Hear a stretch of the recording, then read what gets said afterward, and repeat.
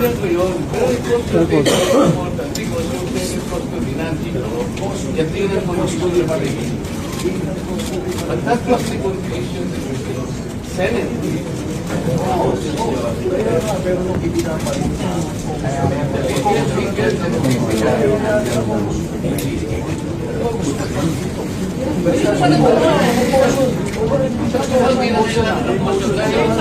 ibabalik natin sa video.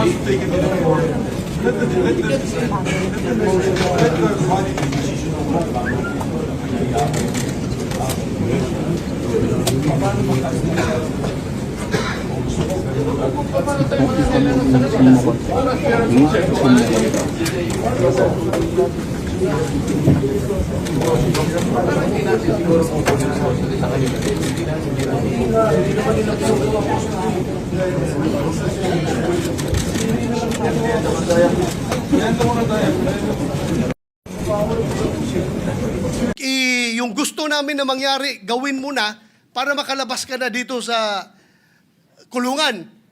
Hindi nag-give in si Colonel Grijaldo. Kinulong siya hanggang natapos ang 19th Congress.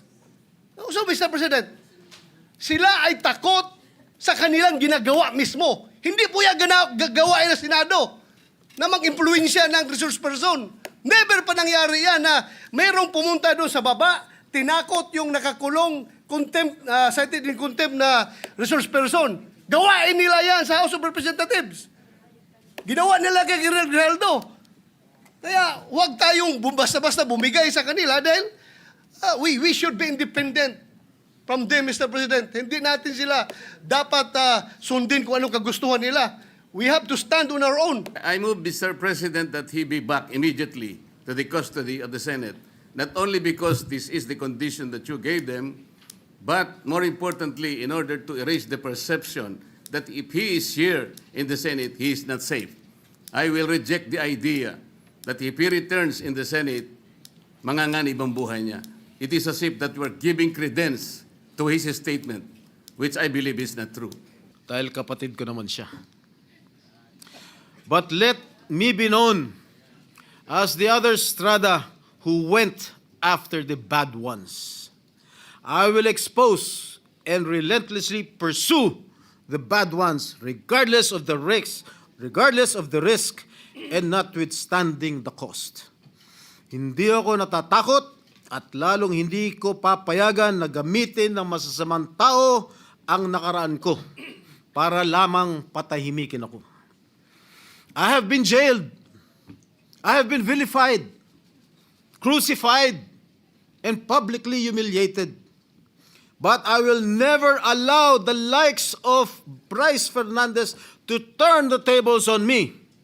Kayo ang nasasakdal sa mata ng taong bayan, hindi ako.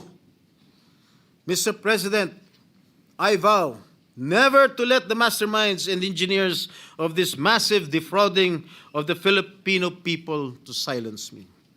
Hindi pa ako tapos at lalong hindi ko kayo uurungan.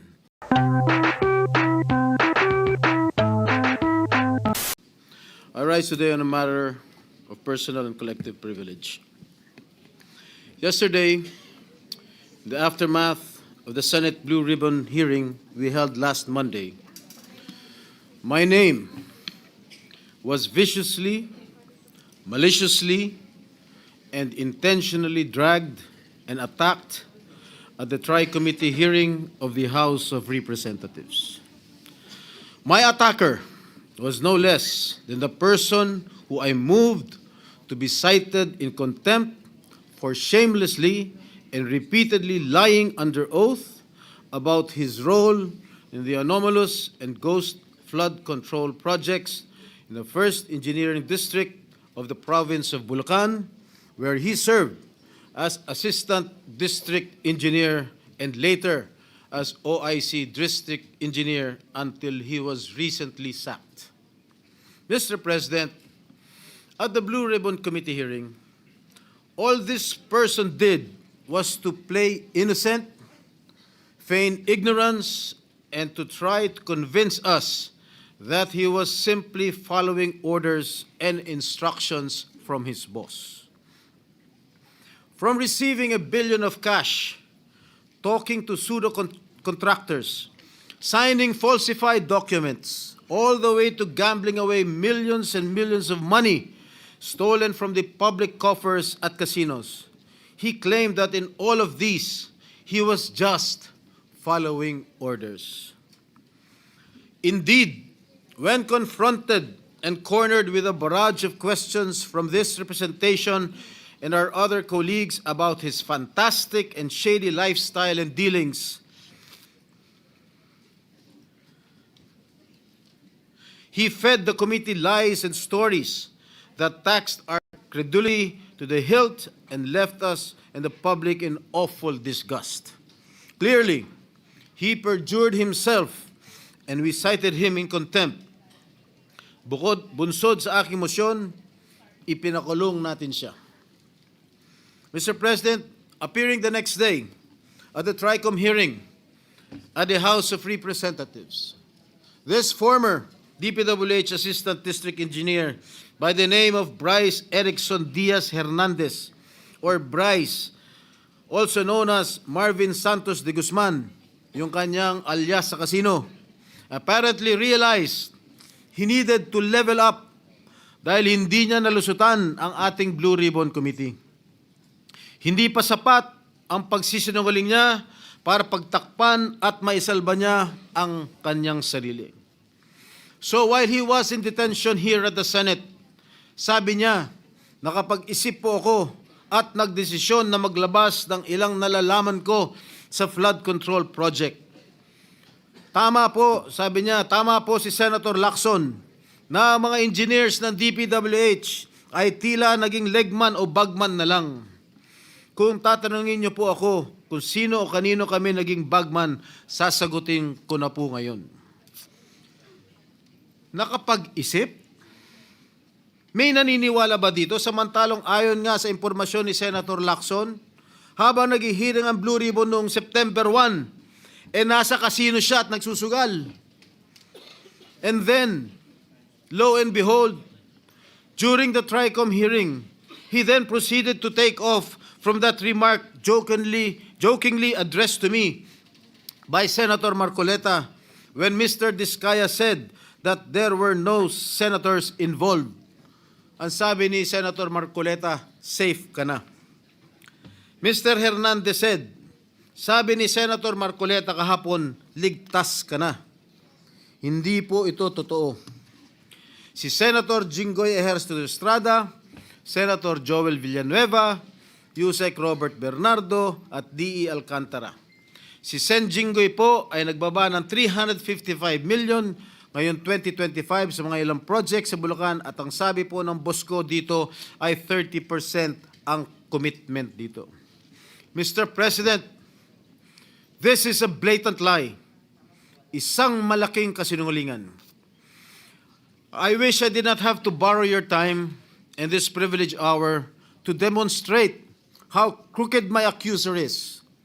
I know most of you have probably witnessed the proceedings in the investigations conducted by both houses of Congress where he has so far appeared. But I beg your indulgence in defense of my name, which Mr. Hernandez conveniently dragged to take the heat off him and his cable. A desperate attempt to divert attention away from the real issue, his own involvement in ghost projects and questionable dealings. Batay sa aking mga nakalap na sinumpaang salaysay ng ilan sa mga kawani ng DPWH at mga kasamahan ni Mr. Hernandez, malinaw na sangkot siya sa mga ghost projects sa Bulacan.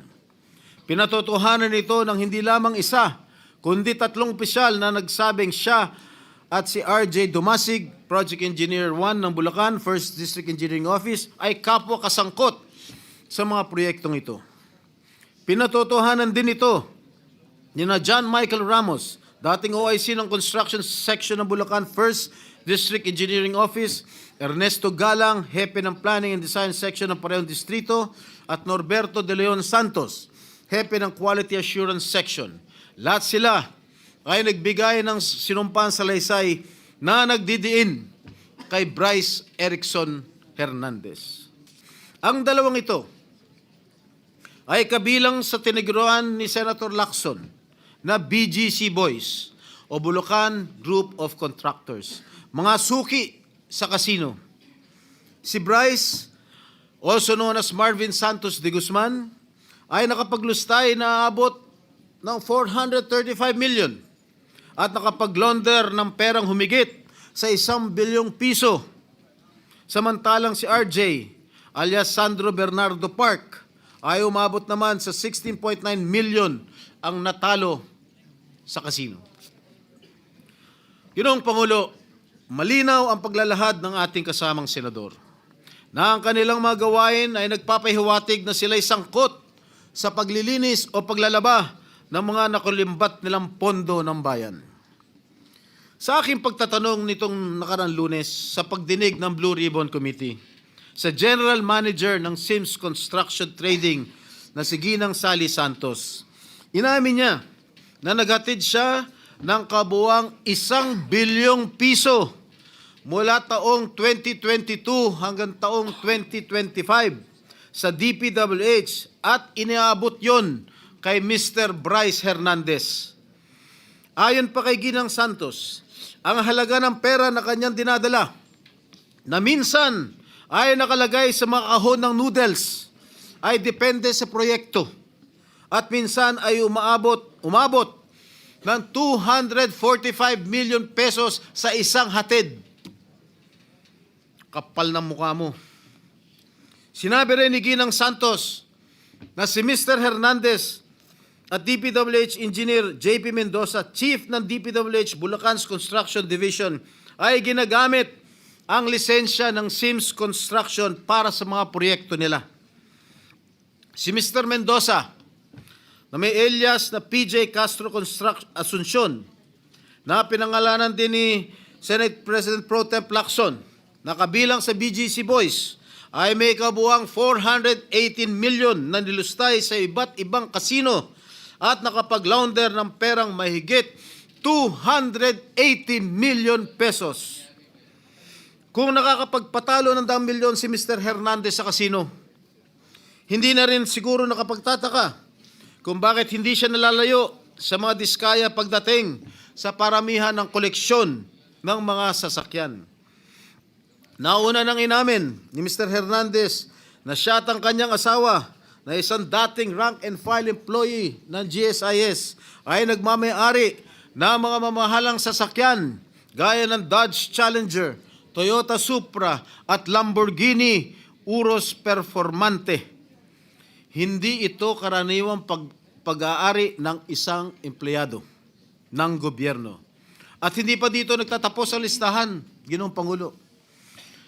Nandun sa kanyang garahe, isang Ford Everest, Ford Territory, Toyota Corolla Cross, Suzuki Jimny, Mitsubishi Pajero, Honda Civic Type R Turbo, and add to this his collection of high-end motorcycles, BMW R1250GS, Yamaha T-Max, BMW C400 GT, Ducati X Diavel Nera, Honda Goldwing, Ducati Street Fighter, BMW R1300 GS, Vespa scooter, at yung kanyang asawa, meron 2 Toyota Hilux, isang Toyota Fortuner, Kia Carnival, BMD X3, Toyota Land Cruiser, Vespa Primavera, Honda, BMW. Mga kaibigan, Ginoong Pangulo, Bryce Hernandez claims these vehicles are part of a buy and sell business run by his sibling. But why are all these vehicles registered under their names? Bakit nakarehistro ang kanilang mga sasakyan sa kanilang mga pangalan kung sinasabi niya buy and sell business itong mga ginagawa nila? Gago. Magkano ba ang sahod ni Hernandez? Sapat ba ang kanyang kita o ng kanyang asawa para magkaroon ng ganitong karangyaan? Mr. President, ginagamit bilang umano'y ebidensya laban sa akin ang mga larawang kuha sa iba't ibang okasyon gaya ng birthday party. Makailang beses ko man na nakaduupang palad si DE, District Engineer Henry Alcantara, kaya ko humarap sa kahit sino at sabihin na hindi ko siya personal na kilala. Mismo ang Pangulong Marcos na nga nagsabi na mga larawan natin ng mga opisyal o public figures ay hindi sapat na batayan para patunayan at masabing talagang kilala natin ang mga nakakasalamuhan natin. To quote President Marcos, alam naman ninyo, ini-name drop lahat. Magpapakuha lang ng picture tapos sasabihin, o tingnan mo, malapit kami. Sa isang araw, 1,000 yung nagpapapicture sa akin eh. So lahat ng 1,000 na yan, malapit na ba sa akin? People have to be more careful at huwag sila masyadong gullible. Yan po ang sinabi ng ating mahal na Pangulo. Tungkol naman sinasabi niya, hinggil sa isang nagngangalang Beng Ramos na nagpakilala daw ng miyembro ng aking staff sa Senado. Malinaw na ipinakita niyang text exchanges sa kanyang cellphone na nangyari ang kanilang pag-uusap tungkol umano sa isang pagdideliver ng pera noong December 22, 2022. Mr. President, 6 na buwan pa lang ako mula nung mahalal muli sa Senado. Wala akong kinalaman or anuman partisipasyon sa budget deliberations para sa 2022 budget. Mag-iimbento ka lang, sablay pa. Mr. President, there is no one among my staff named Beng Ramos. Wala akong staff o consultant na Beng Ramos. No such person has ever been employed, much less authorized to use my name or act on my behalf. Mr. President, let me just share that even before the resumption of the third hearing of the Blue Ribbon Committee last Monday, I already received warnings from various quarters. I was told that if I continue to actively participate in the investigation on ghost flood control projects, I will become an easy target. An easy target, they say, because of accusations hurled against me in the past relating to the PDAF issue.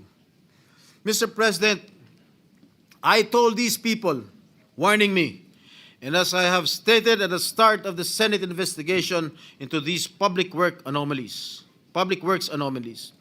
hinarap ko po sa hukuman lahat ng kasong inihain laban sa akin.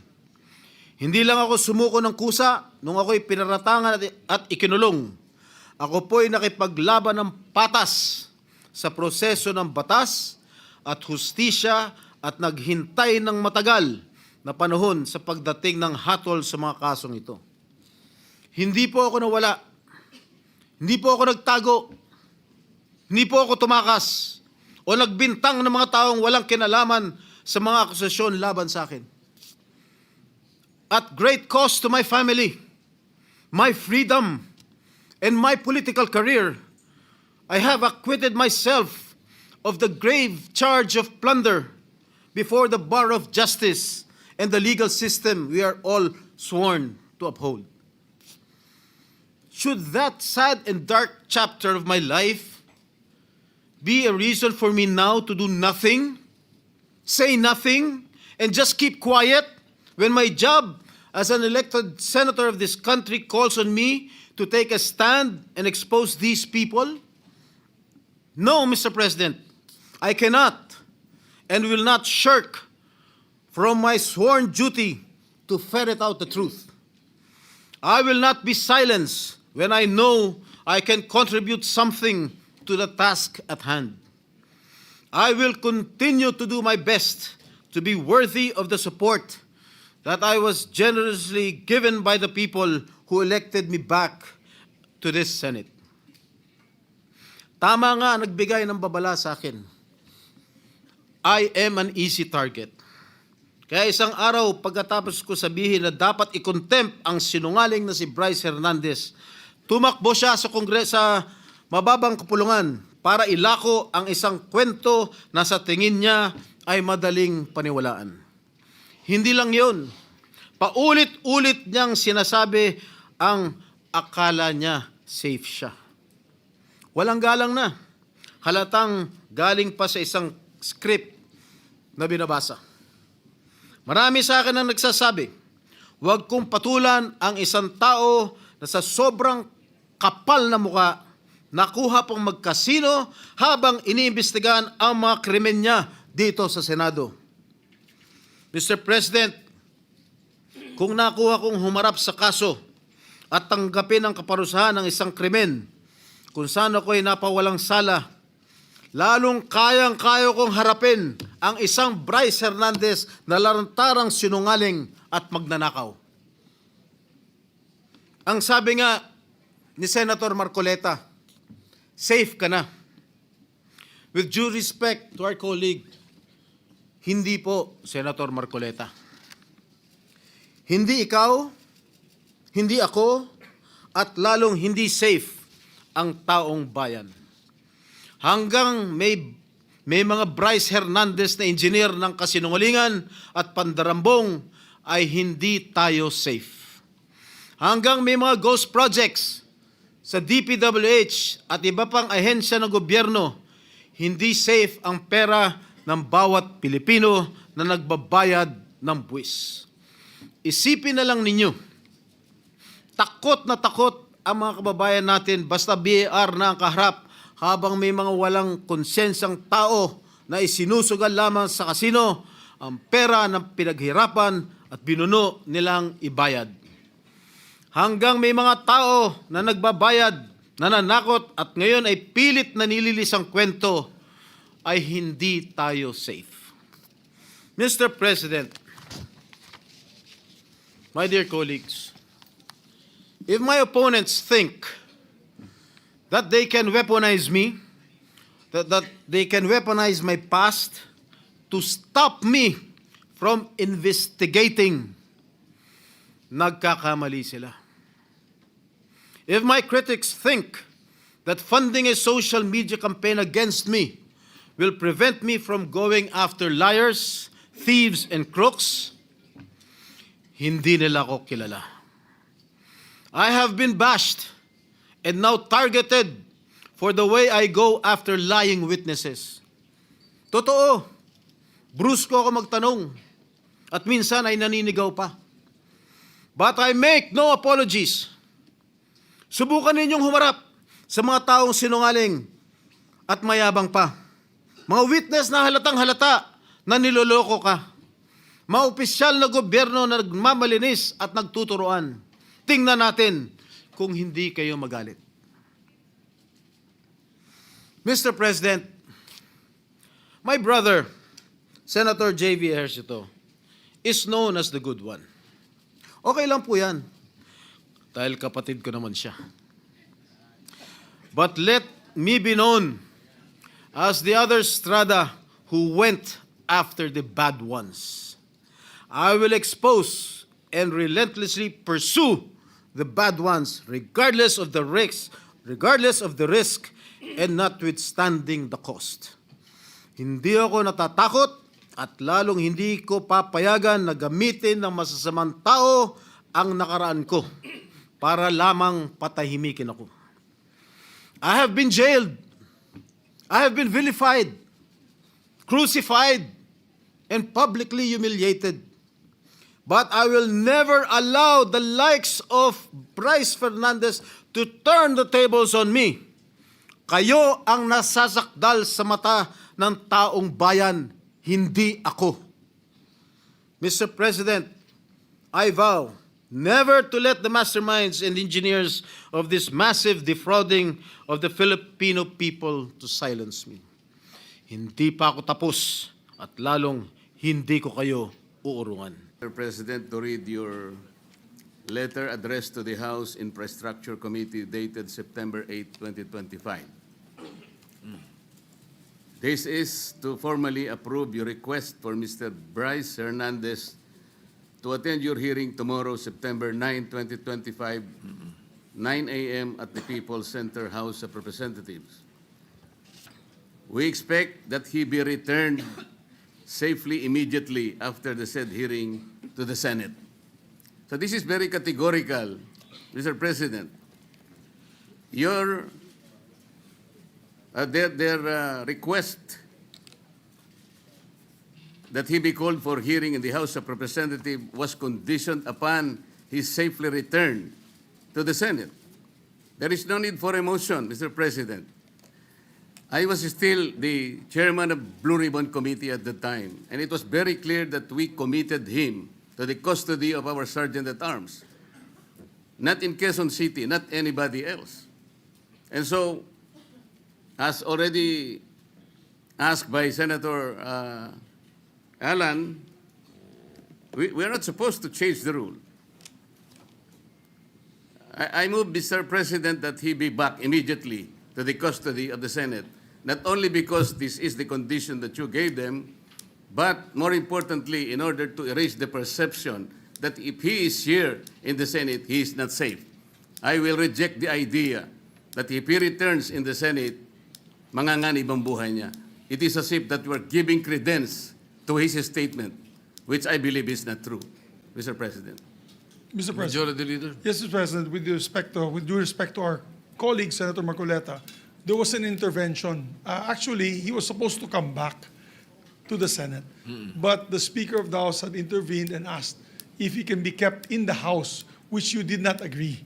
And Yes. you said that we will put him in the PNP Custodial Center under the custody still of OSA and the Senate. Legal custody of the Yes. Senate. So Still. when he wrote the letter, Your Honor, wala pang intervention. So walang kasalanan dyan si Senate President. He was going to bring him in, but we are not bending any rule. But because the the Senate request- President already has said the rule. Mr. which President, allows the us- request of the Speaker of the House of Representatives is inconsequential here. Legal or otherwise, the custody must be here.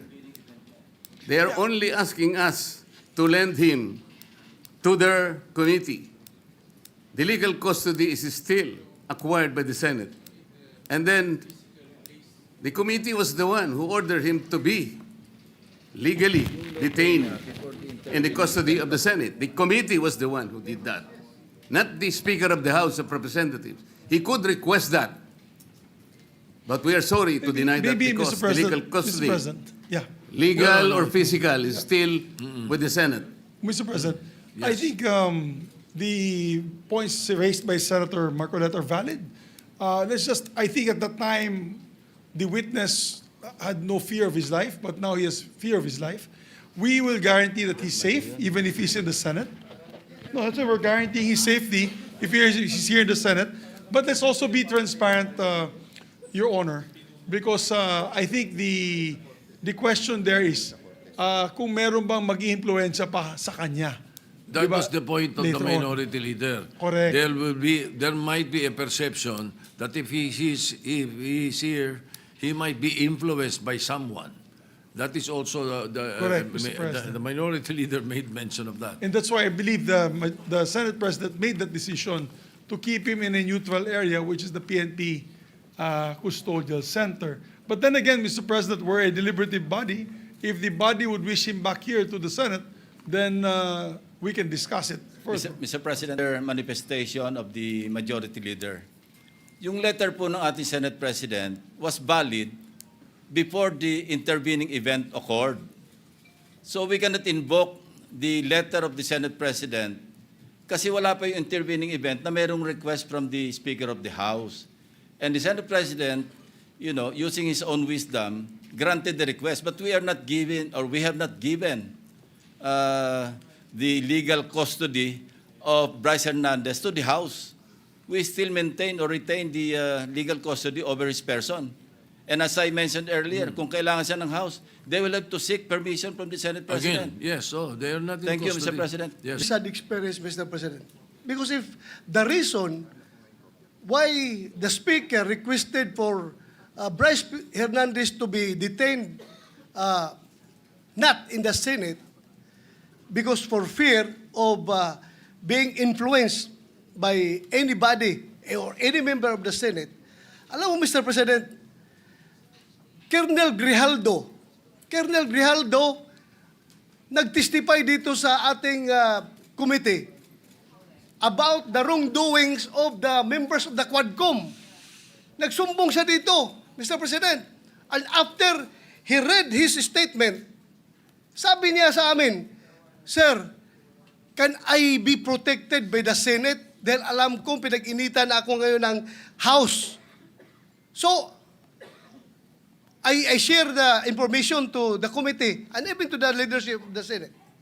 But the following day or the days after, he was required to appear before the Quadcom and he was cited in contempt. Nang siya ay na-contempt, kinulong siya doon.